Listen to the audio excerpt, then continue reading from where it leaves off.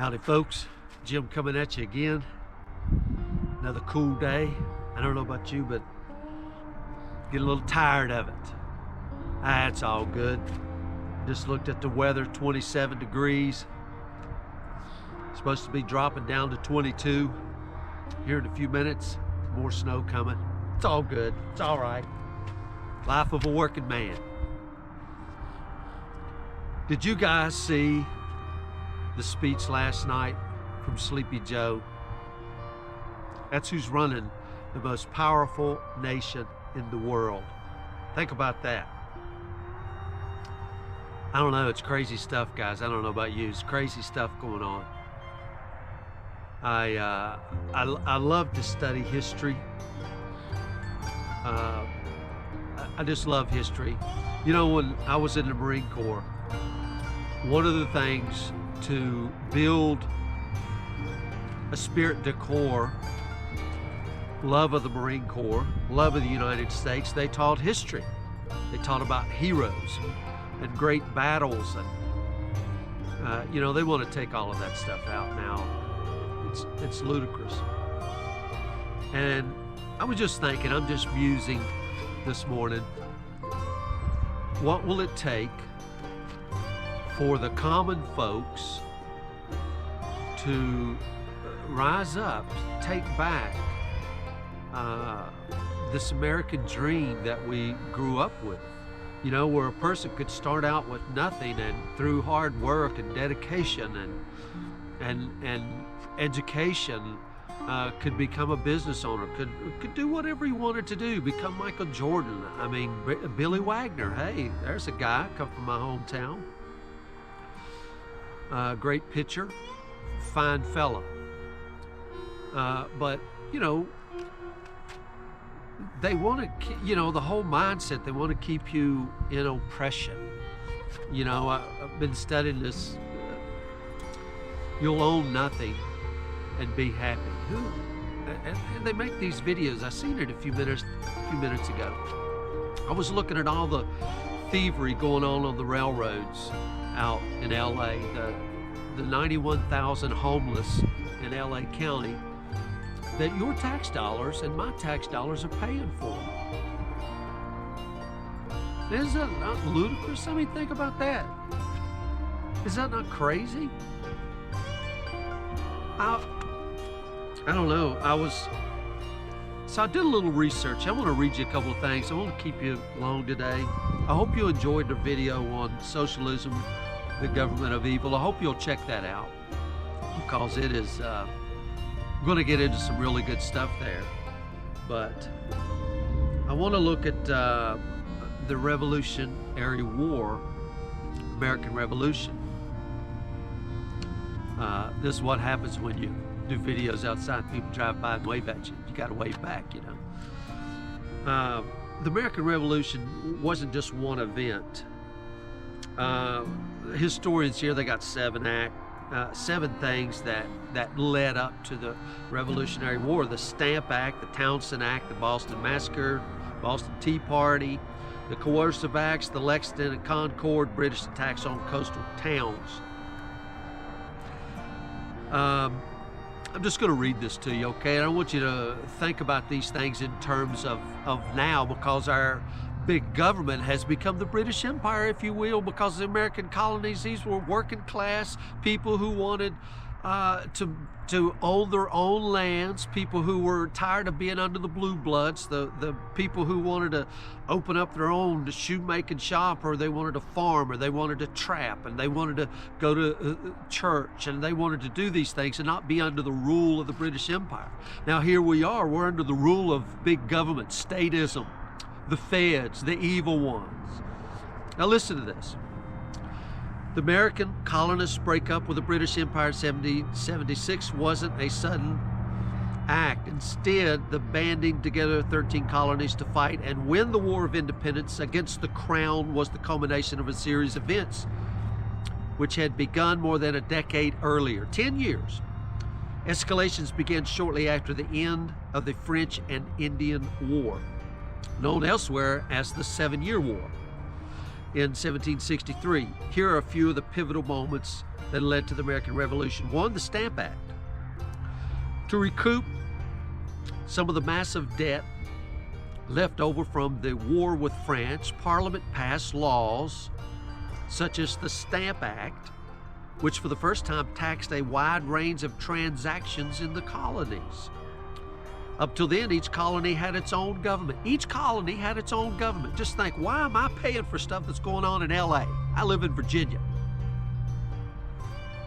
Up till then, each colony had its own government, which decided which taxes they would have and collected them, explains Willard Stern Randall, a professor of history at Champlain College and author of numerous works on early American history. And they felt that they had spent a lot of blood and treasure to protect the colonists from the Indians, so they should pay their share.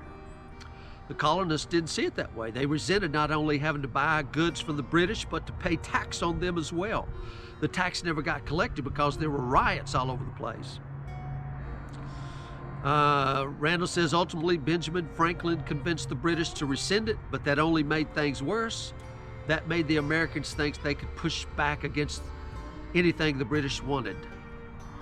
The Townshend Acts, 1767. Parliament again tried to assert its authority by passing legislation to tax goods that the Americans imported from Great Britain. The Crown established a board of customs commissioners to stop smuggling and corruption among local officials in the colonies who were often on the illicit trade. Americans struck back by organizing a boycott of the British goods that were subject to taxation and began harassing the British customs commissioners. In an effort to quell the resistance, the British sent troops to occupy Boston, which only deepened the ill feeling. Taxes. What do you think inflation is? What do you think inflation is? They have set all of this stuff up. The Boston Massacre in 1770, the simmering tensions between the British occupiers and Boston residents boiled over one late afternoon when a disagreement between an apprentice wig maker and a British soldier led to a crowd of 200 colonists surrounding 7 British troops. When the Americans began taunting the British and throwing things at them, the soldiers apparently lost their cool and began firing into the crowd. Sounds like Kent State, don't it?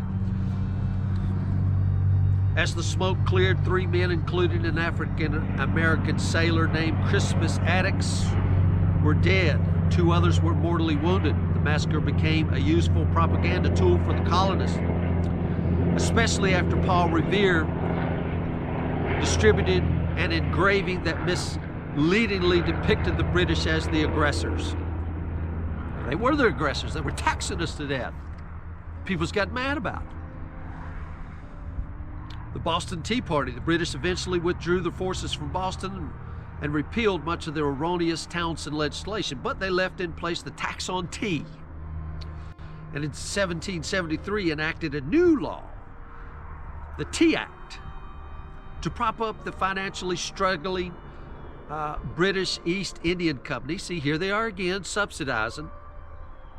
The act gave the company extended favorable treatment under tax regulations so that they could sell tea at a price that undercut the American merchants who imported Dutch traders. See, here we go. Capitalism does away with all that. Your business good, you prosper. Your tea sucks, you go under.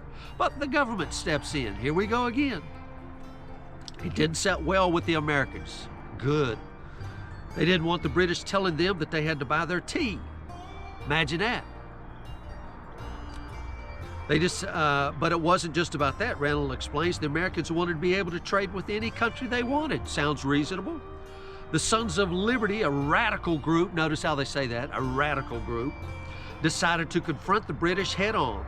Thinly disguised as Mohawks, they boarded 3 ships in Boston Harbor, destroyed more than 92,000 pounds of British tea by dumping it into the harbor. To make the point that they were rebels rather than vandals, they avoided harming any of the crew or damaging the ships themselves. The next day, they even replaced the padlock, which they had broken. Nevertheless, the act of defiance really ticked off the British government. Many of the East India Company shareholders were members of the Parliament. They each had paid £1,000 sterling. That would probably be about $1 million today for a share of the company to get a piece of the action from all the tea that they were going to force down the colonists' throat. So when these bottom of the rung people in Boston destroyed their tea, this was a serious thing to them. Notice that they were going to shove it down their throats. They were going to take advantage of them. Sound like what they're doing today, shove the mandates down your throat, the mask, everything, keep you scared to death, keep you in fear. The Coercive Acts, what a name. 1774. In response to the Boston Tea Party, the British government decided that it had to tame the rebellious colonists in Massachusetts.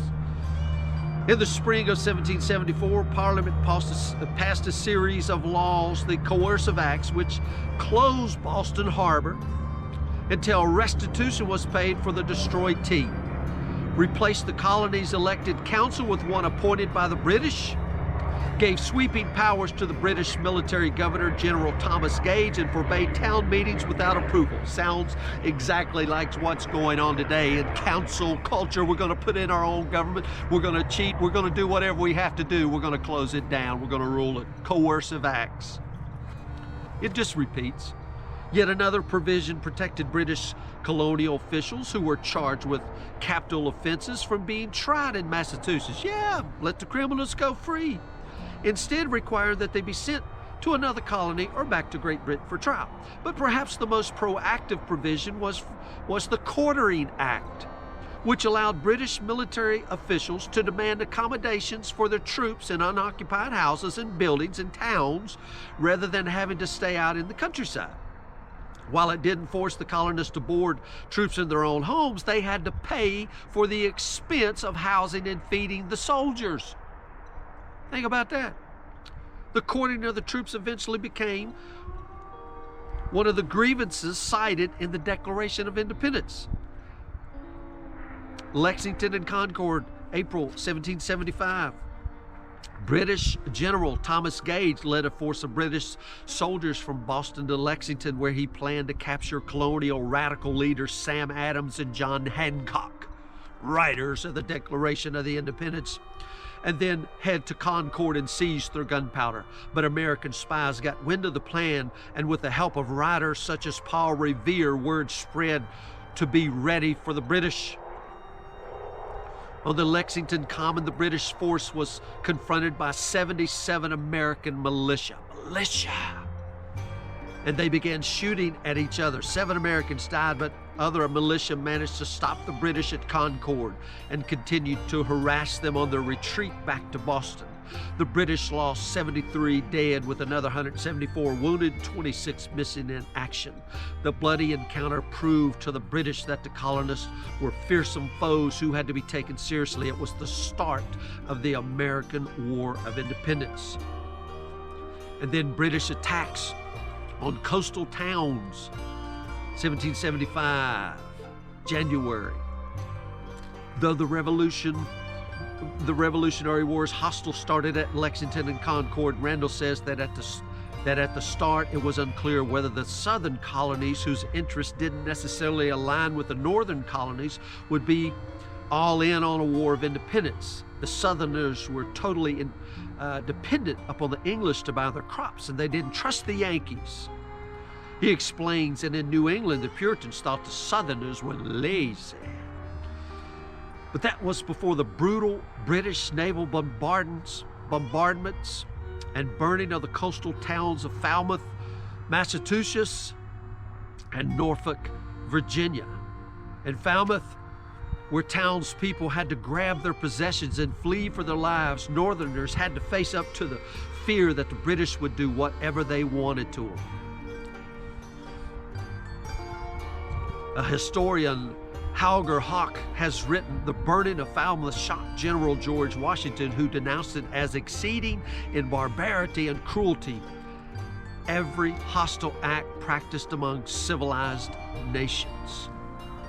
Similarly, in Norfolk, the horror of towns the town's wooden buildings going up in flames after the 7-hour naval bombardment shocked the Southerners, who also knew the British were offering African Americans their freedom if they took up arms on the Loyalist side. Norfolk stirred up fears of a slave insurrection in the South. Isn't it amazing how they bring the blacks into this thing? African Americans. I want you to think about this. The British didn't give a hoot about them. And here these people kept them as slaves. But now if you'll fight for us, we'll let you be free. You'll still be bottom of the rung. See, for these people to think the Democrats care about them, they're using them the same propaganda today as they used them back then. I hope they'll rise up. And people like Candace Owens and some of those people and wake up and smell what's being shoveled at them. It's all a crock.